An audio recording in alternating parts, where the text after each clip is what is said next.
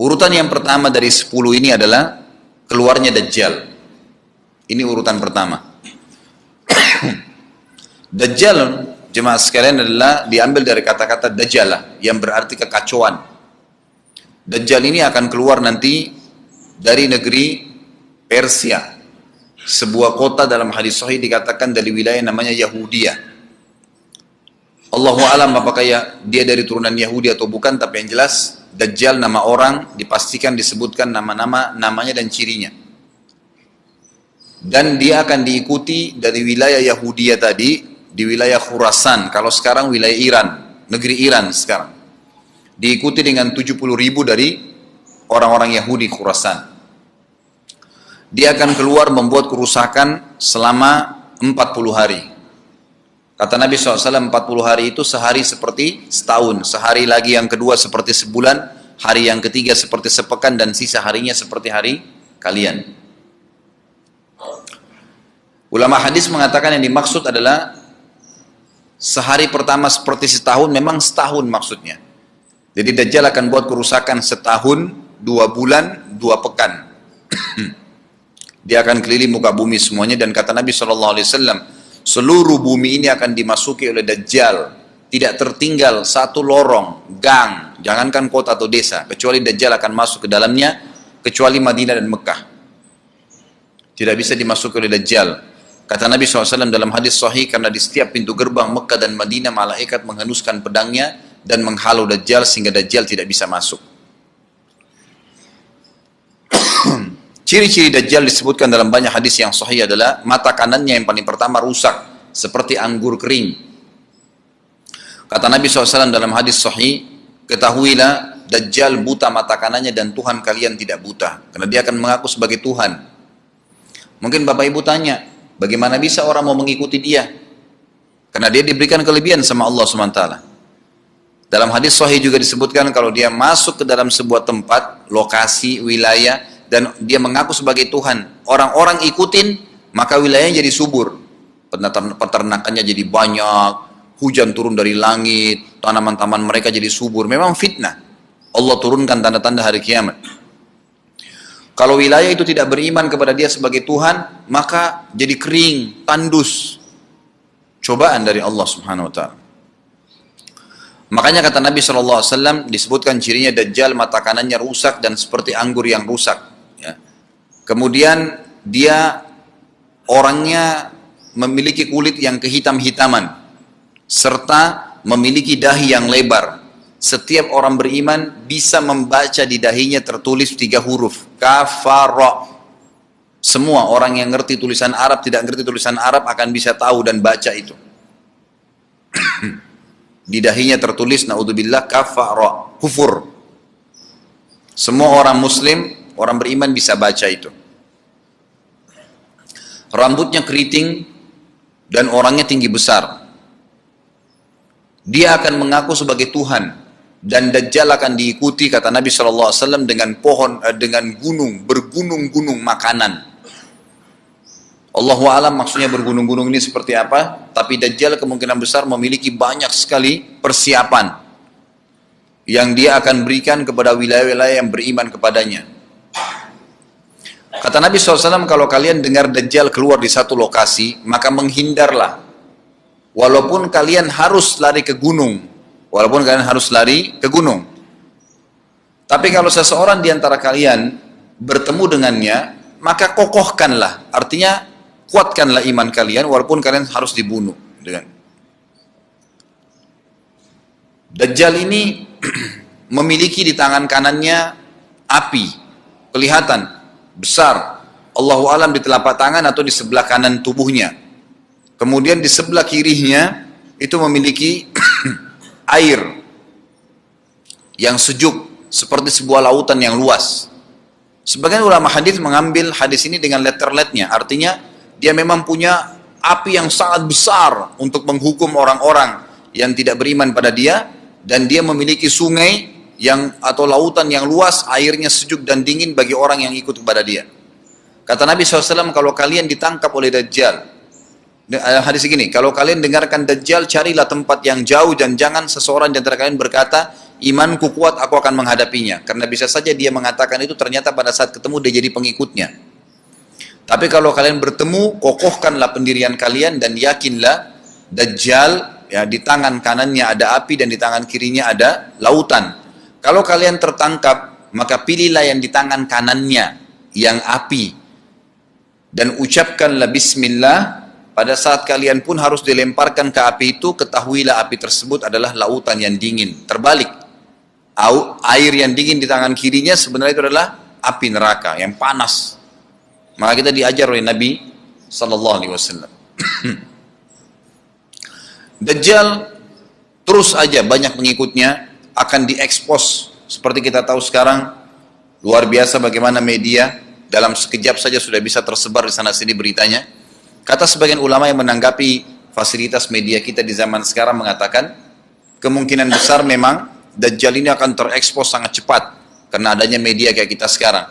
Cepatnya dia keliling muka bumi ini setahun, 2 bulan, 2 pekan, sudah semua bumi ini dilingkari, didatangin karena memang sekarang fasilitas pesawat ada, transportasi mudah.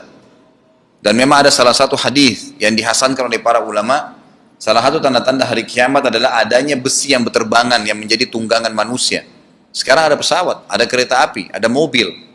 Nah, itu ada hadisnya, maksud tanda-tanda hari kiamat. Dajjal nanti akan masuk ke Mekah dan Madinah, akan tiba di Mekah dan Madinah, tapi yang dibahas dalam hadis adalah di kota Madinah. Mohon maaf. Lalu kemudian dia mau masuk tapi tidak bisa dihalang, maka dia naik ke atas sebuah gunung yang tinggi bersama pengikutnya, lalu dia berkata kepada para pengikutnya, apakah kalian lihat istana yang putih itu? Maksudnya melihat ke Masjid Nabawi. Lalu berkata para pengikutnya, iya tentu saja. Lalu berkatalah, ya, Dajjal itu adalah istananya Muhammad. Tidak bisa dia masuk ke dalam. Dia hanya batas wilayah haram di luar kota Madinah. Maka kata Nabi SAW, Dajjal pun menepukkan telapak kakinya ke bumi di luar kota Madinah, maka terjadilah gempa di kota Madinah, dan keluar dengan gempaan tersebut semua orang yang munafik. Karena orang kafir nggak ada di Madinah. Semua orang yang di dalam hatinya ada sifat kemunafikan keluar dan jadi pengikutnya Dajjal karena goncangan itu. Dan tertinggallah di kota Madinah orang yang hatinya bersih imannya kepada Allah Subhanahu Wa Taala. Lalu kata Nabi SAW akan keluar dari kota Madinah nanti saat satu orang anak muda dengan hikmah Allah, dia keluar dan orang ini bersih hatinya dengan keimanan. Maka Dajjal pun menangkapnya. Lalu dia ingin mendemokan kemampuannya di depan para pengikutnya. Lalu kemudian Dajjal pun mengatakan kepada anak muda tersebut, saya Tuhanmu. Anak muda itu mengatakan, kau adalah Dajjal yang telah disampaikan oleh Nabi kami Muhammad SAW. Maka dia pun mengambil gergaji. Sebagian hadis lain menjelaskan alat yang tajam lalu membelah dua anak itu. Dari kepalanya dibelah sampai ke kemaluannya, terbelah dua kiri kanan. Lalu Dajjal lewat di tengah-tengahnya, demo sambil ya dilihat oleh para pengikutnya dan mereka bersorak-sorak. Lalu Dajjal mengatakan, bersatulah, bersatu kembali jasadnya. Kata Dajjal dalam hadis ini, apakah kau sudah yakin saya Tuhanmu? Anak muda itu mengatakan, saya bertambah yakin kalau kau adalah Dajjal yang disampaikan oleh Nabi SAW. Kata Nabi SAW dalam hadis penutup, ini hadis sahih riwayat Bukhari, riwayat Muslim, ahli sunan, semua menukil tentang masalah Dajjal. Saya tidak sebutkan siapa-siapa perawinya karena memang ini semua hadis sahih. Cukup banyak hadisnya, saya satukan saja. Jadi merangkai seperti sebuah cerita. Maka Dajjal pun akhirnya setelah itu tidak mampu menyentuh anak muda lagi. Anak muda itu, Allah SWT sudah selamatkan dia. Ringkas cerita, Mekah sama Madinah cuma dia laluin, kemudian dia menuju ke Palestina. Pada saat tiba di Palestina, Dajjal sendiri tidak tahu kalau ajalnya sudah dekat. Maka dia pun akhirnya ya berdemo di sana, menganggap dia punya sebuah kerajaan, sampai di daerah Palestina, tepatnya sekarang Israel, subhanallah. Direbut wilayah itu oleh Israel tanpa mereka sadari, dalil-dalil wahyu menuntun mereka ke situ. Ada sebuah kota, namanya kota Babelut. Di Israel itu kota itu ada, saya pernah lihat cuplikannya. Termasuk kota yang diidolakan di dalam negeri Israel sendiri, namanya Babelut. Subhanallah, hadis menyebutkan nama Babelut.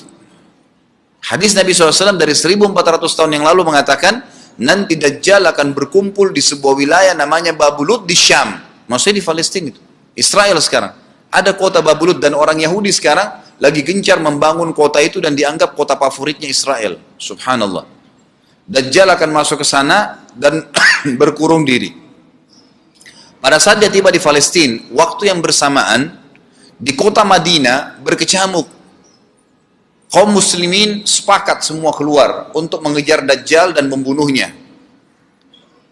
Keluar dari kota Madinah, satu orang yang namanya seperti namanya Nabi Muhammad SAW, Muhammad bin Abdullah, dan dia dari turunan Nabi SAW juga.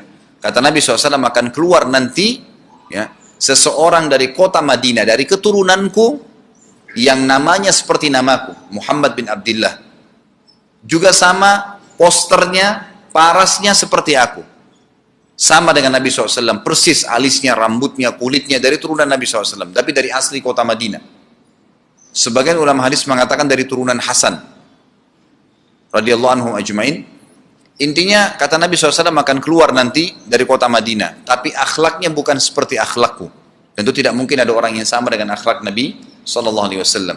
Kata Nabi SAW, Allah mengubah dia dalam sehari semalam. Tiba-tiba berubah menjadi orang baik dalam sehari semalam, jadi orang faham agama.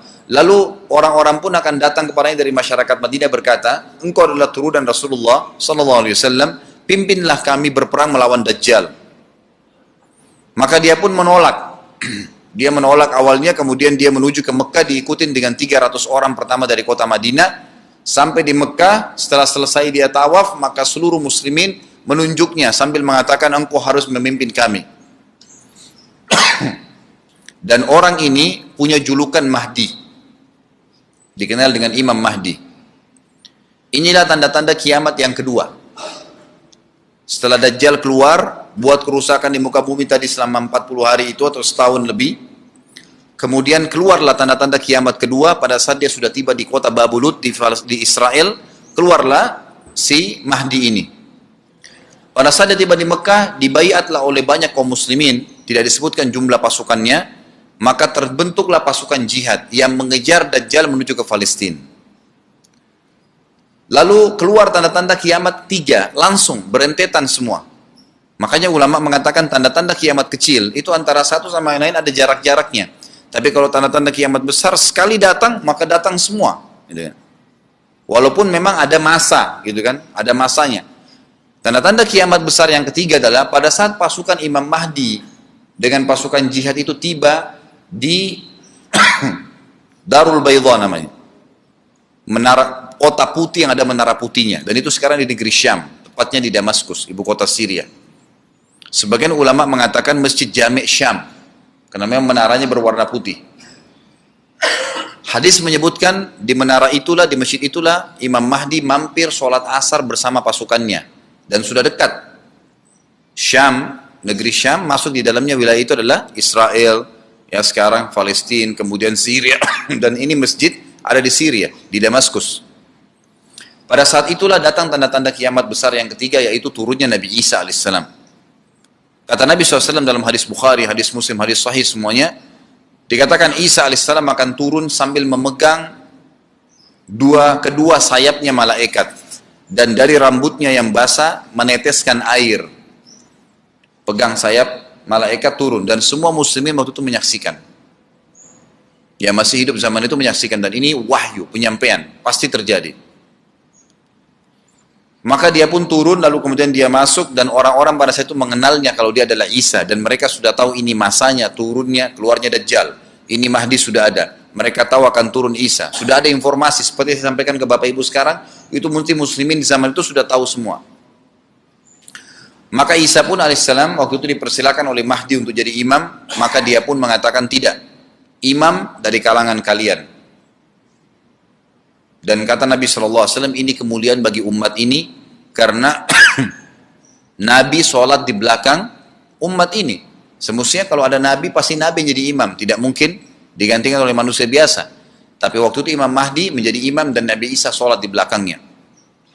Perlu anda tahu juga hadis Nabi SAW yang sahih yang berbunyi, kalau Musa dan Isa hidup di zaman aku sudah diutus, niscaya keduanya akan jadi pengikutku.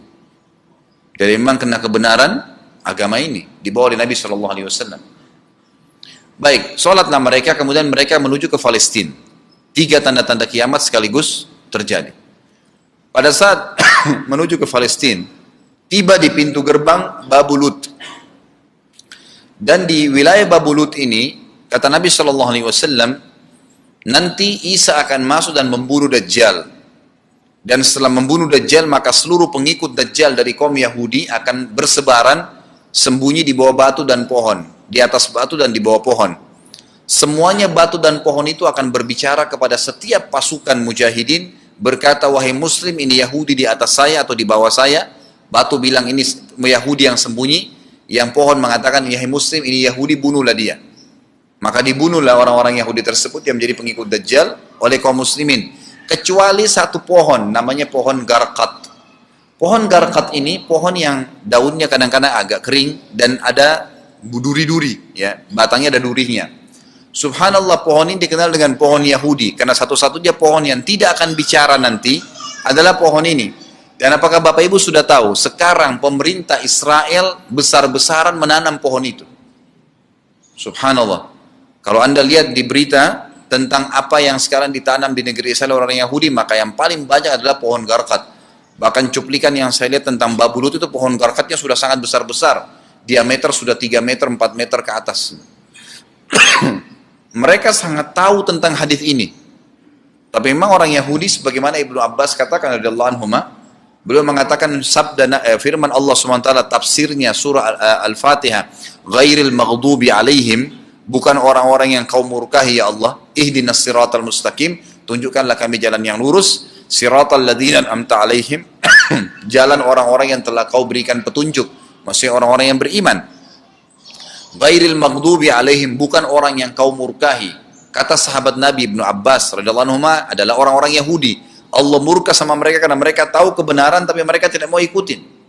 Itu cirinya orang Yahudi. Bahkan Allah mengatakan tentang mereka terhadap Nabi SAW, ya'rifuna kama ya'rifuna abna'ahum. Mereka mengenal Muhammad SAW sebagaimana mereka mengenal anak-anak mereka sendiri. Jadi orang Yahudi tahu. Waladhdallin, dan bukan orang-orang yang sesat. Ini adalah kata Ibnu Abbas, orang-orang Nasrani. Mau nyebarin agama, tapi mereka keliru. Agamanya yang Nabi Isa itu tidak wajib disebarkan di seluruh dunia. Tapi disebarin untuk Bani Israel. Karena Nabi Isa diutus untuk Bani Israel. Mereka mau berdakwah tapi salah. Ringkas cerita adalah, Nabi Isa alaihissalam akhirnya tiba dengan pasukan mujahidin di depan pintu gerbang Babulut. Kemudian orang-orang Yahudi tidak kenal, tidak tahu Nabi Isa, tidak tahu tentang itu Mahdi. Mereka belum tahu ini. Mereka berbangga-bangga saja. Lalu mereka berkata kepada Dajjal, ada pasukan, segelintir pasukan yang mau menyerang kita. Dajjal mengatakan, bukakan pintu gerbang. Mereka tidak akan mampu melawan kita, karena pasukannya mereka banyak memang. Maka Dajjal dengan sombongnya menunggu di depan pintu gerbang. Pada saat dibuka, Dajjal kaget melihat ada Isa alaihissalam. Dan pada saat itu kata Nabi SAW, Dajjal faham kalau sudah tiba ajalnya. Begitu melihat Isa alaihissalam, dia lari. Dan badannya sambil meleleh di depan para pengikutnya. Lalu Isa alaihissalam mengejarnya, mengatakan, wahai musuh Allah, saatnya kau akan menemui ajalmu. Lalu ditusuklah dengan tombak emas di antara dua matanya, maksudnya di dahinya, ditusuk oleh Isa alaihissalam dan matilah Dajjal. Pada saat Dajjal mati, pengikutnya pada ketakutan semua. Mereka anggap Dajjal Tuhan, mereka anggap Dajjal orang yang perkasa lah, orang yang kebal lah, beragam macam kelebihan. Mereka kaget pada saat mati, maka bertebaranlah mereka dan akhirnya mereka sembunyi di bawah pohon dan batu. Di atas batu kemudian seperti saya katakan tadi, hadis menjelaskan, batu dan pohon akan memberikan penjelasan, hai muslim ini Yahudi, bunuhlah. Maka dibunuhlah pada saat itu mereka. Lalu Nabi Isa AS memimpin di muka bumi, dan kata Nabi SAW, pada saat itu Islam, agama Islam yang dibawa oleh Nabi SAW akan masuk ke semua rumah di muka bumi, gak tersisa. Satu dunia ini semuanya Islam. Hadis sahih, kata Nabi SAW, Islam akan masuk ke setiap rumah, bi'izzil aziz au bidzilli dhalil, dengan kemuliaan atau terhina. Yang tidak mau terima dibunuh. Nggak ada lagi penolakan terhadap Islam. Itu hadis sahih. Maka Nabi Isa alaihissalam memimpin pada saat itu, disebutkan dalam hadis 40 tahun dengan ketenangan menerapkan hukum Islam. Kata Nabi SAW, bagaimana awal umat ini bisa sesat sementara aku yang pimpin? Dan bagaimana akhir umat ini bisa sesat sementara yang pimpin mereka Isa dengan menjalankan hukum-hukumku. Jadi Nabi Isa alaihissalam nanti menerapkan Al-Quran. Seperti yang kita lakukan, sholat, segala ini sudah selesai, dikerjakan semua. Dan dalam hadis lain dikatakan Isa alaihissalam akan menghancurkan semua salib, membunuh semua babi. Enggak ada seekor babi pun hidup di muka bumi pada saat itu, semua salib dihancurkan. Dan yang menjadi, tidak ada agama lain. Semua, Nasrani, Yahudi, Hindu, agama apa saja habis semuanya. Semuanya beriman kepada Allah subhanahu wa ta'ala dan menjadi muslim.